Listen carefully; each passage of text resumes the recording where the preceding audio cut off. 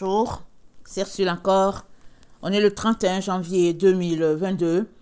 Alors, je viens sur la trompette ce matin encore et je viens proclamer le retour de notre Seigneur Jésus-Christ. Soyez tous bénis et que sa joie soit notre force en ce jour. Alors, qui a cru à la prédication du Seigneur? Amen. Qui a cru à la prédication du Seigneur? C'est l'apôtre Paul qui le dit. Alors, on va lire Romains 10, le verset 14. Comment donc invoqueront-ils celui en qui ils n'ont pas cru? Et comment croiront-ils en celui dont ils n'ont pas entendu parler? Et comment entendront-ils parler s'il n'y a personne qui prêche? Et comment y aura-t-il des prédicateurs s'ils ne sont pas envoyés? Selon qu'il est écrit qu'ils sont beaux les pieds de ceux qui annoncent la paix, de ceux qui annoncent la bonne nouvelle, qui annoncent de bonnes nouvelles. Mais tous n'ont pas obéi à la bonne nouvelle. Aussi Ésaïe dit-il, Seigneur, qui a cru à notre prédication. Ainsi, la foi vient de ce qu'on entend, et ce qu'on entend vient de la parole de Christ. Mais je dis, n'ont-ils pas entendu? Au contraire, leur voix est allée par toute la terre, et leur parole jusqu'aux extrémités du monde. Mais je dis, Israël ne l'a-t-il pas su? Moïse le premier dit, j'exciterai votre jalousie par ce qui n'est point une nation. Je provoquerai votre colère par une nation sans intelligence. Et Ésaïe pousse la hardiesse jusqu'à dire, j'ai été trouvé par ceux qui ne me cherchaient pas. Je me suis manifesté à ceux qui ne me demandaient pas. Mais au sujet d'Israël, il dit, j'ai tendu mes mains tout le jour vers un peuple rebelle et contredisant. Amen. Alors, ça c'est la parole que le Seigneur m'a donnée en 2020. Amen. Alors, c'est aujourd'hui que je la porte. Et je n'avais pas planifié de la porter aujourd'hui. Il me l'avait donnée le 30 avril 2020. Et je l'ai retrouvée sur un bout de papier. Et je m'apprêtais à mettre le bout de papier à la poubelle. Et puis, je me suis rendu compte que, ouais, c'est vrai. Parce que j'avais retrouvé le papier à quelque part et puis je voulais prêcher là-dessus. Et finalement, bon, voilà, ça donne que c'est aujourd'hui. Cette parole-là que le Seigneur a donnée, je pense que ça devait peut-être dans un moment de prière, je ne sais plus. Mais toujours est-il que Dieu nous dit, parlant de ses enfants, les chrétiens, il dit, j'ai tendu mes mains tous les jours vers un peuple rebelle et contredisant. C'est quand même, c'est un constat difficile, n'est-ce pas? Quand nous, les enfants du Père, nous entendons cela sortir de sa bouche, c'est difficile. Et pour lui, qui est notre Père, qui nous aime, et c'est difficile aussi pour nous d'entendre cela, surtout si on pense que on est dans ses bonnes grâces, surtout si on pense qu'on fait bien, on fait bien les choses. Alors on peut être surpris pour dire, mais pourquoi il nous dit ça? Et puis quelqu'un d'autre pousserait le zèle plus loin pour me dire, Ursule, regarde bien, hein, il est en train de parler d'Israël, il ne parle pas de nous. Alors ça, c'est les enfants de Dieu d'aujourd'hui. Ils lisent quelque chose, ils disent que ouais, le contexte est roi, ils regardent, ils disent que non, ça ne nous concerne pas, ça concerne Israël. Alors si ça ne te concerne pas et que ça concerne Israël, je préfère te dire tout de suite de fermer ta Bible et puis de ne plus la regarder. Parce que la Bible, Dieu l'a donnée, amen, aux enfants d'Abraham pour qu'ils puissent la porter sur toute la terre. Et la Bible n'a pas été écrite par des Occidentaux, elle vient d'Israël. Alors, si tu dis que cette parole ne te concerne pas, ça veut dire aussi qu'il faut que tu refuses le salut que Jésus-Christ t'offre, parce que Jésus-Christ, il est venu d'Israël. Il est venu du ciel, mais c'est d'Israël qu'il s'est révélé au monde, donc il est un Israélite. Alors, tout cela pour dire qu'il est très important qu'on arrête enfin de jouer sur les mots, qu'on s'arrête et qu'on puisse scruter dans les Écritures ce que Dieu dit et qu'on puisse venir devant lui pour s'humilier, pour lui demander pardon. Parce qu'on ne peut pas continuer à jouer ce jeu-là, de se désengager de tout, et puis Dieu est toujours coupable, ou bien c'est l'autre qui est toujours coupable. Nous, au fait, on n'a rien fait, et puis tout est correct avec nous. On ne peut pas continuer. Alors, Dieu nous dit donc qui a cru à sa prédication. Et nous savons que ce n'est pas les prédicateurs qui ont manqué sur la terre. Depuis l'Ancien Testament jusqu'à nos jours, ce n'est pas des serviteurs qui n'annoncent pas qu'un jour ou l'autre, on se tiendra devant le Créateur. Chacun pour rendre compte. Et nous sommes dans le temps où les trompettes sonnent un peu partout pour dire Jésus-Christ arrive, Jésus-Christ arrive. Et la question, elle est celle-ci. Est-ce que tu crois qu'il arrive? Et si tu crois qu'il arrive, qu'est-ce que tu fais? Est-ce que tu te sens concerné par le message du Seigneur? Amen. Est-ce que tu te sens concerné? Parce qu'une chose est sûre, si tu as confessé, comme dit dans Romains 10, le verset 9, si tu confesses de ta bouche le Seigneur Jésus, et si tu crois dans ton cœur que Dieu l'a ressuscité des morts, tu seras sauvé. Alors, si tu as cru, amen, si tu as cru dans ton cœur que Jésus-Christ a été ressuscité par Dieu le Père, amen, il a ressuscité des morts, alors c'est dit que tu seras sauvé. Si tu confesses dans ton cœur qu'il est fils de Dieu, tu seras sauvé. Alors, Dieu, il ne ment pas. Amen. Il te dit que si tu confesses de ta bouche le Seigneur Jésus-Christ, si tu crois dans ton cœur qu'il a ressuscité des morts, tu seras sauvé. Ça c'est, en tout cas, le ticket est là.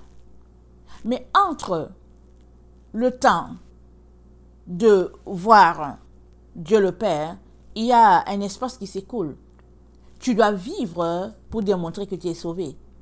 Et c'est là que le bas blesse. Parce que les enfants de Dieu disent qu'ils sont sauvés, mais ils continuent de vivre comme si, au fait, ils appartenaient au monde. Et Colossiens 3, le verset 18, nous ramène à ce que devait être notre réalité au quotidien. Alors, Colossiens 3, le verset 5 nous dit « Faites donc mourir les membres qui sont sur la terre, l'impudicité, l'impureté, les passions, les mauvais désirs, la cupidité, qui est une idolâtrie. C'est à cause de ces choses que la colère de Dieu vient sur les fils de la rébellion, parmi lesquels vous marchiez autrefois, lorsque vous viviez dans ce péché, dans ces péchés. Mais maintenant, renoncez à toutes ces choses, à la colère, à l'animosité, à la méchanceté, à la calomnie, aux paroles déshonnêtes qui pourraient sortir de votre bouche. Ne mentez pas les uns aux autres, vous étant dépouillés du vieil homme et de ses œuvres, et ayant revêtu l'homme nouveau qui se renouvelle dans la connaissance selon l'image de celui qui l'a créé. Donc l'homme nouveau se renouvelle dans la connaissance selon l'image de celui qui l'a créé. Et qui t'a créé? C'est Dieu le Père, Dieu le Fils. Nous avons été créés par Dieu. Amen. Alors, Jésus était là à côté de son Père, quand Dieu nous assurait notre création. Alors, nous sommes des êtres nouveaux, parce qu'on aimerait citer celui qui est en Christ, c'est une nouvelle créature, les choses anciennes sont passées, toutes choses sont devenues nouvelles. Si toute chose est nouvelle pour nous, alors tous devraient voir en nous Jésus-Christ. Parce que Jésus-Christ, c'est l'homme nouveau. C'est ce que nous reflétons. Nous n'allons pas refléter l'homme ancien. Nous reflétons l'homme nouveau. Alors, maintenant, c'est à toi de savoir, est-ce que c'est comme ça que tu te comportes? Est-ce que, au fait, tu as laissé aller les passions de ce monde? Est-ce que tu as fait mourir toutes ces choses-là que le Père n'aime pas et qu'il nous demande sans cesse de laisser aller? Alors, 1 Jean 3,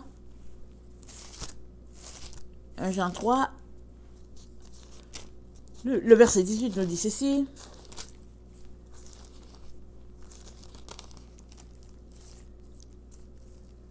Petits enfants, n'aimons pas en parole et avec la langue, mais en action et avec vérité. Par là, nous connaîtrons que nous sommes de la vérité et nous rassurerons nos cœurs devant lui. Car si notre cœur nous condamne, Dieu est plus grand que notre cœur et connaît toutes choses.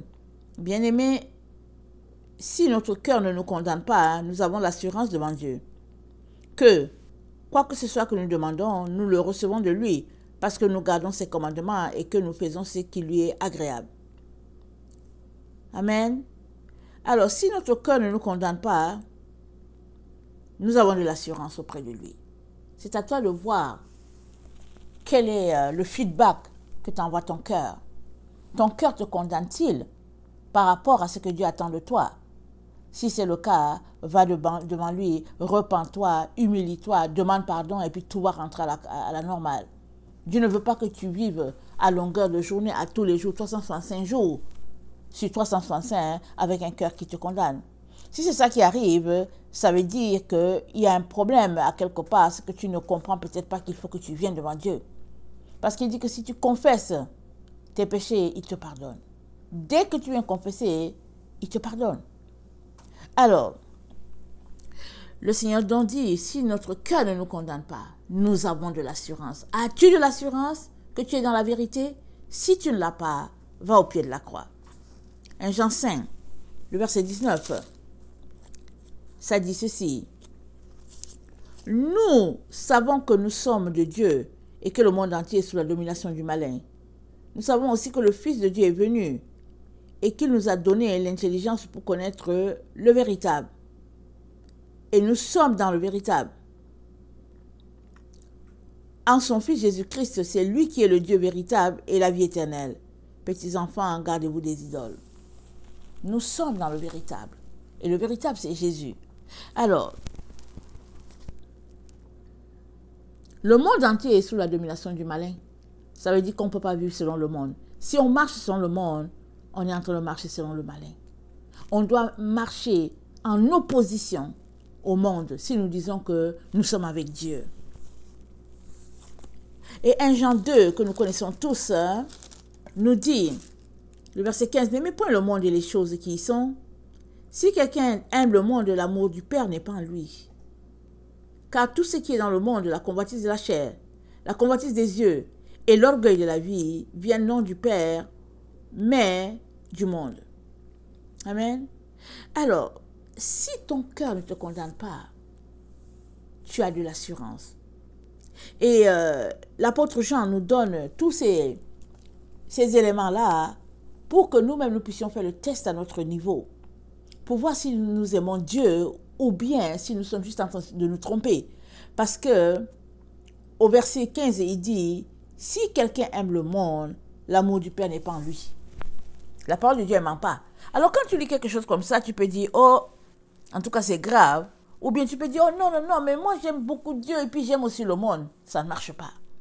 Il te dit que si tu aimes Dieu, alors tu dois tourner le dos au monde. Et ça, c'est toi qui dois décider. C'est toi qui dois choisir de poser ces actions-là. Dieu ne va pas te forcer.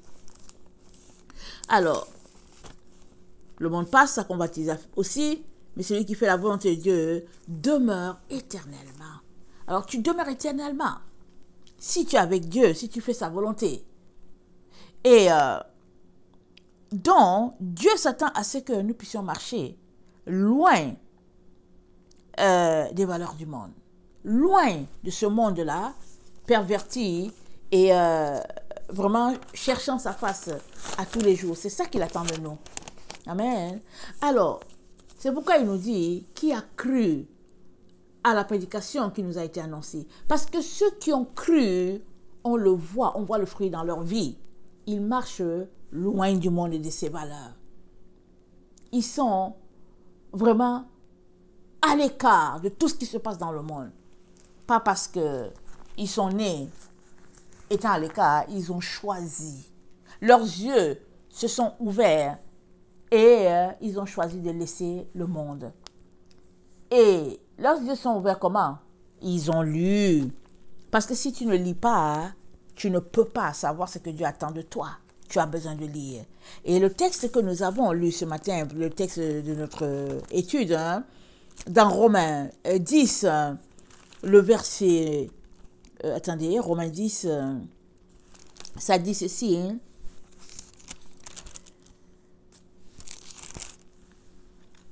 qui a cru à notre prédication. Ainsi, la foi vient de ce qu'on entend, et ce qu'on entend vient de la parole de Christ.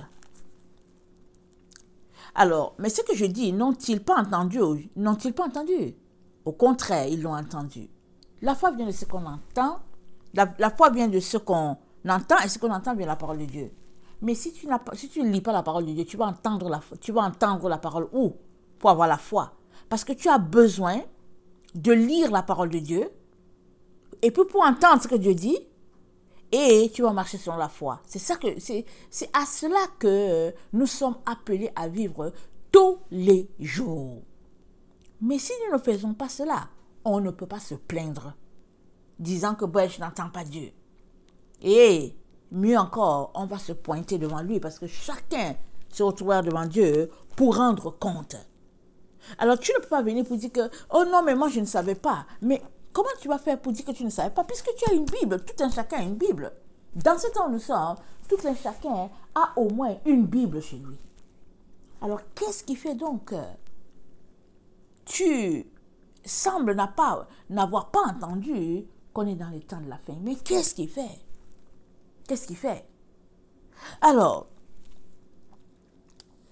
dans Job 33, le verset 14, il nous dit, Job 33, vous connaissez tous le verset, Job 33, le verset 14, il dit, Dieu parle tantôt d'une manière, il dit Dieu parle cependant, tantôt d'une manière, tantôt d'une autre, et l'on n'y prend point garde. Alors, c'est ça, Dieu dit, qui a cru à notre prédication? Qui? Parce qu'il a envoyé des gens dans le champ. Il a envoyé. Et toi-même, le fait que tu sois converti, c'est parce qu'il y a quelqu'un qui t'a prêché l'évangile. Peu importe que ce soit ton père, ta mère, peu importe l'endroit. Hein, si tu te dis chrétien, c'est parce qu'il y a eu un point de départ, hein, quelque part, pour que tu donnes ta vie à Jésus. Mais maintenant que tu es devenu chrétien, est-ce que tu as entendu Dieu te dire prends telle direction, prends telle autre? Est-ce que tu l'as entendu? Parce que si tu ne l'as pas entendu, la faute n'est pas à Dieu. Parce que Job te confond et te dit, Dieu parle tantôt d'une manière, tantôt d'une autre, et l'on n'y prend point garde. Alors, tout nous est renvoyé. La balle est dans notre camp. De savoir si nous entendons Dieu ou pas, c'est dans notre camp. Alors, si nous sommes de ces jeunes chrétiens qui disent que bon, moi je ne l'entends pas pour moi et tout, alors continue de prier. Continue.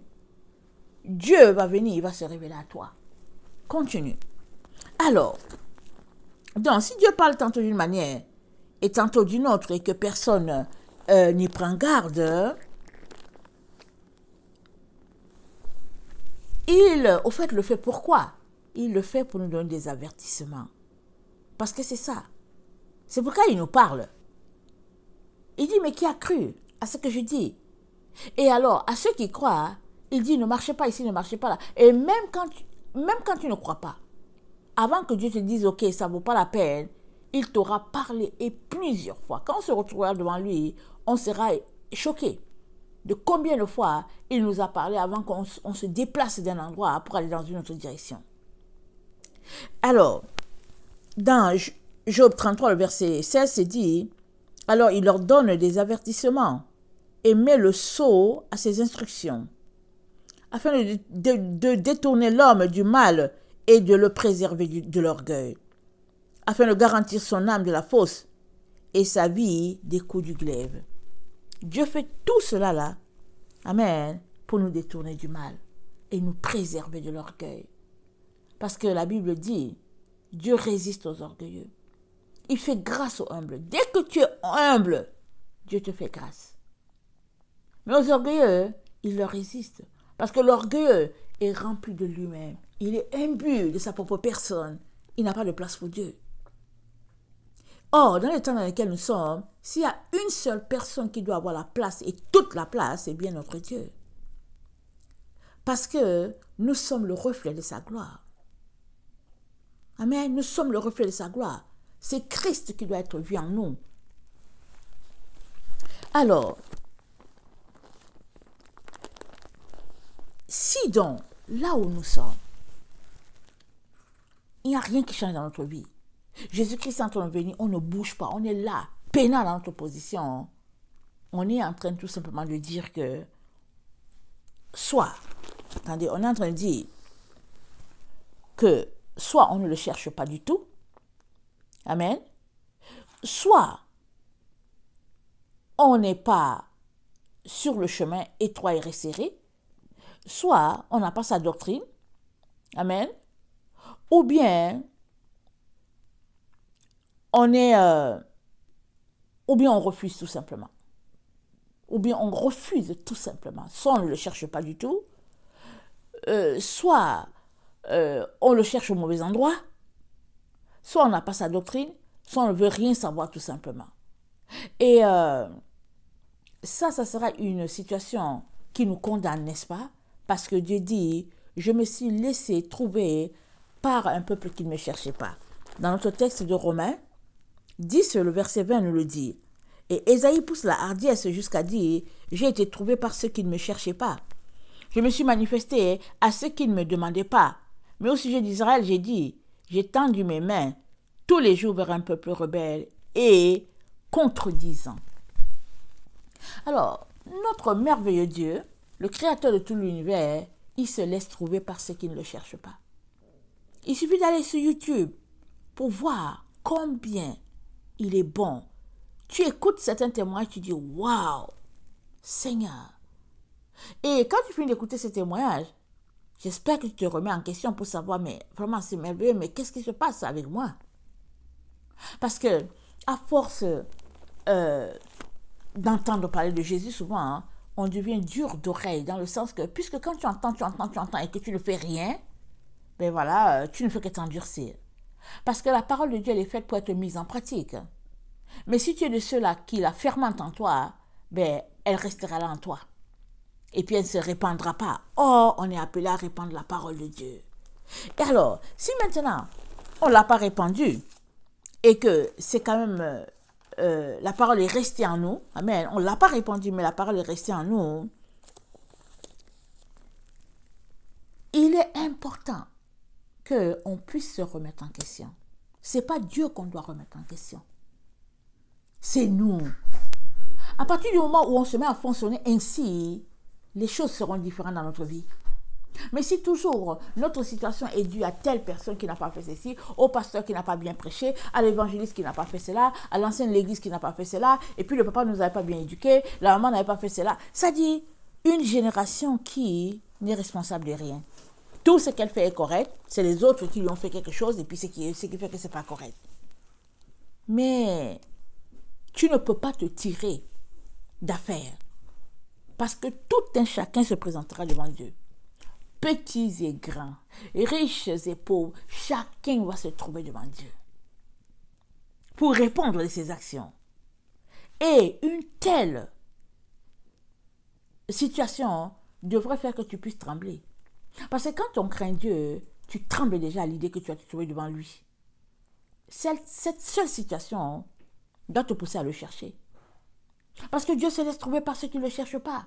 Les musulmans le trouvent. Les gens trouvent Dieu. Les gens qui sont chez eux, ils trouvent Dieu. Qu'est-ce qui fait que toi, qui es né dans la maison du Père, tu es juste là, amorphe, aigri, aucun contact, aucun clin d'œil de Dieu. Mais qu'est-ce qui fait que tu ne l'entends pas?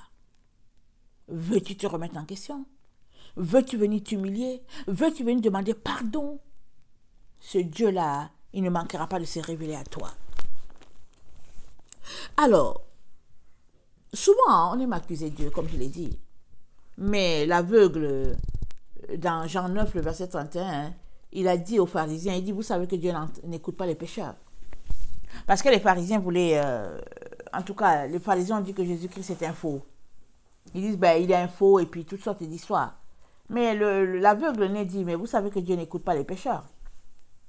Il n'écoute pas les pécheurs. Alors, si un aveugle dit ça, à combien plus forte raison nous devons-nous comprendre que la balle est dans notre camp. Ce n'est pas la faute de Dieu si tu ne l'entends pas, tu n'écoutes pas sa voix, tu n'as pas de rêves, tu n'as pas de révélations, ce n'est pas la faute de Dieu.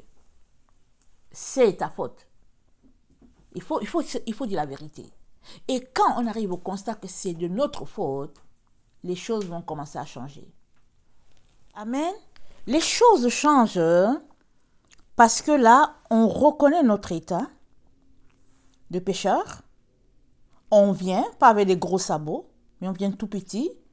On vient pleurer. Parce que si Dieu est ton Père et que tu ne l'entends pas, c'est grave. Et juste penser que tu te tiendras devant lui et il te posera des questions sur ce que tu as fait de ton séjour sur la terre. Juste à penser à cela, cela devrait te pousser à aller le chercher. À lui dire, parle-moi, c'est-à-dire tout sacrifier pour lui. Parce qu'il est important que tu l'entendes. Il est important parce que tu es son fils. Tu as été créé à son image. Pas à l'image d'un être humain, pas à l'image de la technologie, mais à l'image de Dieu. Et tu dois soupirer à l'entendre. Ça, c'est très, très important. Et Job 34, aujourd'hui on est dans Job. Job 34 nous dit, écoutez-moi, le verset 10, écoutez-moi donc, homme de sens, loin de Dieu l'injustice, loin du Tout-Puissant l'iniquité. Il rend à l'homme selon ses œuvres, il rétribue chacun selon ses voies. Amen.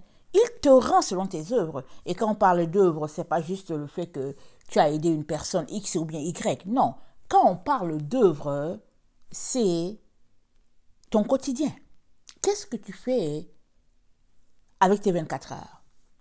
Il y a des gens qui se lèvent à 24 heures, ils lavent leur visage, ils brossent leurs dents, ils viennent, ils s'asseyent, ils travaillent jusqu'à ils prennent une pause, ils préparent la nourriture, et puis après, ils s'en vont, ils travaillent, et puis ils se couchent, et puis ils disent, oh merci Seigneur, et puis, ça c'est l'œuvre de quelqu'un.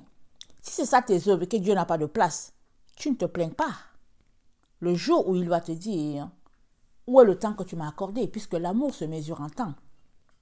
Quand on est amoureux, on veut tout simplement être avec la personne. On est toujours avec la personne, on est toujours avec la personne parce qu'on est amoureux, on est toujours là à côté. Alors, si tu ne viens pas à côté de Dieu, c'est que tu n'es pas amoureux de lui. Tu le trouves ennuyant et tout ce qu'on peut imaginer. Mais c'est à toi de sortir de l'amour des choses du monde. Tu ne peux pas aimer les deux. Tu ne peux pas aimer Dieu et en même temps aimer aussi le monde et puis ce qui s'y passe. Alors Dieu va rendre à chacun selon ses œuvres et nous le voyons dans la vie de Job, comment il a souffert, il a été en tout cas bien maltraité, torpillé, et la Bible nous informe que c'est le diable qui était derrière tout cela. Il allait voir Dieu et Dieu lui a dit en tout cas tu peux tout faire mais mon fils là, calé, lui et moi là, mon fils même. Et la preuve est que Job a tenu. Et à la fin, la Bible dit que Dieu lui a rendu le double de ce qu'il avait vécu. Alors, ce n'est pas les épreuves qui peuvent t'éloigner de Dieu.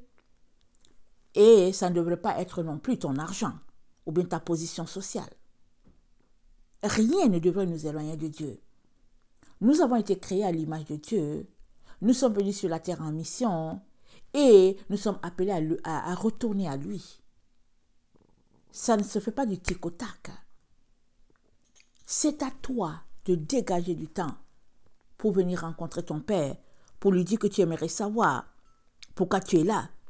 Et lui, il ne manquera pas de te parler. Parce que dans Romains 8, le verset 5, c'est dit, ceux en effet qui vivent selon la chair s'affectionnent aux choses de la chair. Tandis que ceux qui vivent selon l'esprit s'affectionnent aux choses de l'esprit. Et l'affection de la chair, c'est la mort, tandis que l'affection de l'esprit, c'est la vie et la paix. Car l'affection de la chair est inimitié contre Dieu, parce qu'elle ne se soumet pas à la loi de Dieu, et qu'elle ne le peut même pas. Or, ceux qui vivent selon la chair ne sauraient plaire à Dieu. Alors, la chair, ce sont tes désirs. C'est tout ce que tu fais là. Tu vas au travail, tu vas à l'école, tu fais ceci, tu fais cela, tes activités, la télévision, le quotidien, c'est-à-dire les jeux, tous tes jeux, tout ton plaisir, c'est ça la chair. Tu ne peux pas plaire à Dieu. Où est le temps que tu accordes à Dieu? L'Ecclésiaste nous dit, il y a un temps pour toutes choses. Un temps pour aimer, un temps pour sourire, un temps pour pleurer, un temps pour cesser. Mais toi, où est le temps que tu accordes à Dieu? Parce que le jour que tu tiendras devant Dieu, Dieu te demandera quel est le temps que tu lui as donné. Et tout sautera à l'œil parce qu'il nous a dit dans notre texte aujourd'hui, il a dit qui a cru à notre prédication, qui a cru à ce qui leur a été annoncé. Si tu as cru, ta vie devait refléter que tu as cru. Et si ta vie ne le reflète pas, c'est pas parce que Dieu fait exception de quelqu'un. Job nous le dit, Job 34, il dit, écoutez donc, homme de sens, loin de Dieu l'injustice. Dieu n'est pas injuste. C'est pas parce qu'il préfère telle personne par rapport à toi. Non, non, non, non. Reviens de ton égarement. Humilie-toi et Dieu t'éclairera. Amen. Que le Seigneur bénisse sa parole. Je vous aime beaucoup et Dieu davantage. Maranatha, Jésus revient. Amen et amen. Soyez bénis.